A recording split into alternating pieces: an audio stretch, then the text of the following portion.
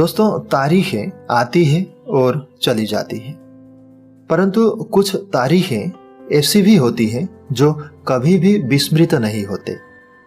कुछ तारीखें इतिहास के पन्नों में गौरव और अभिमान के साथ लिखे जाते हैं। 11 सितंबर दुनिया के लिए एक ऐसी ही तारीख है। यह वह तारीख है जिस दिन स्वामी विवेकानंद द्वारा वह ऐतिहासिक भाषण विश्व ने प्राप्त किया था।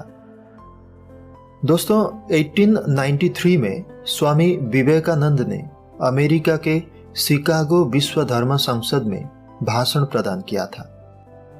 यह वह भाषण है जिसने पूरी दुनिया के समक्ष भारत को एक मजबूत छवि के साथ पेश किया था।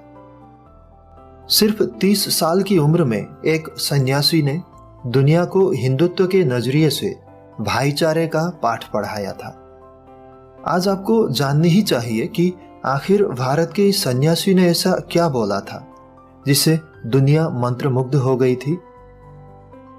स्वामी विवेकानंद ने विश्व धर्म संसद में सबसे अंत में अपना भाषण प्रदान किया था। वे जब भाषण देने के लिए उठे तो कुछ देर वे शांत खड़े रहे और फिर उन्होंने अपने भाषण की शुरुआत की। वह सभाकक्ष गूंज उठा जब उन्होंने कहा, मेरे अमेरिकी भाइयों और बहनों। प्रस्तुत है यह ऐतिहासिक भाषण।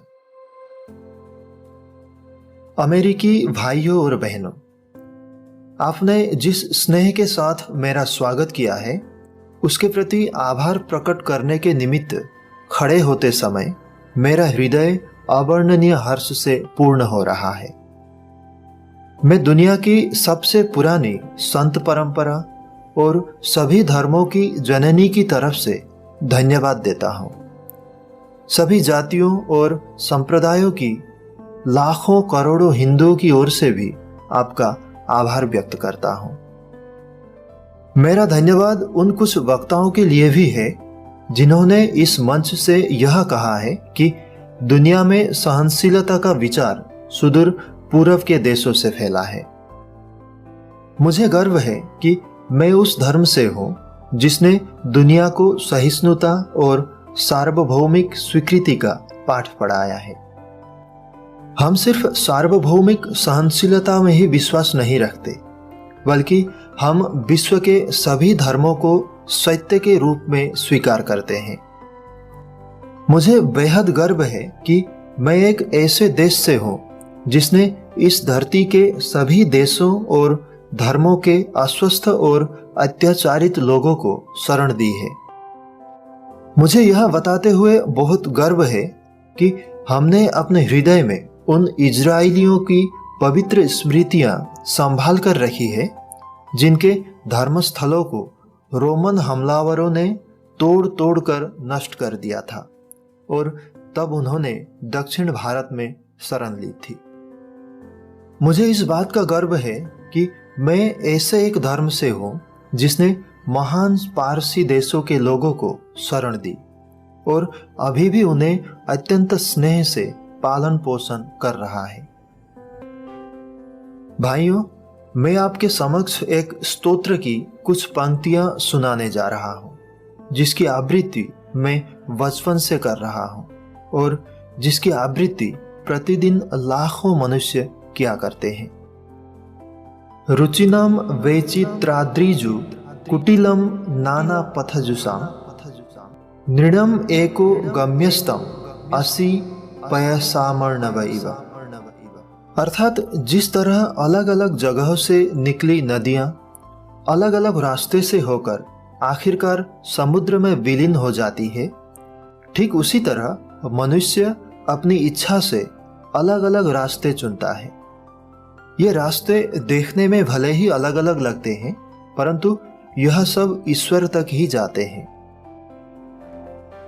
यह सभा जो अभी तक आयोजित सर्वश्रेष्ठ पवित्र सम्मेलनों में से एक है, यह स्वतः ही श्रीमद् भगवद गीता के इस अद्भुत उपदेश का प्रतिपादन एवं जगत के प्रति उसकी घोषणा करती है।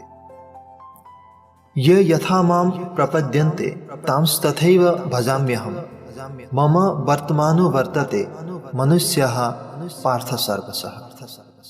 अर्थात जो कोई मेरी ओर आता है, चाहे किसी प्रकार से हो, मैं उसको प्राप्त होता हूँ। लोग भिन्न मार्ग द्वारा प्रयत्न करते हैं और अंत में मेरी ही ओर चले आते हैं।